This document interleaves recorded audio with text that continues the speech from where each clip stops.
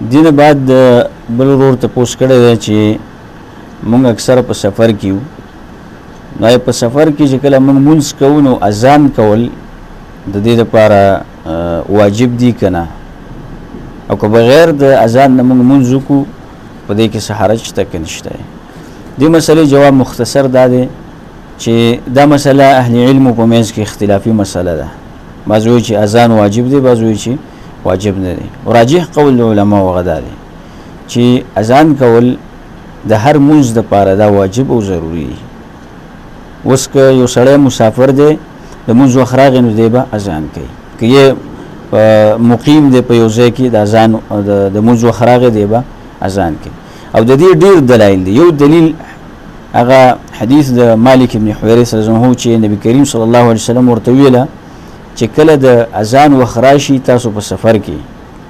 د مونځ وخت راشي نو تاسو یو کس دی په تاسو کې مخکې شي او اذان دی وکړي او بیا دی یو بل له مونځ ورکوي نو دا دلیل نه د دې خبرې والله اعلم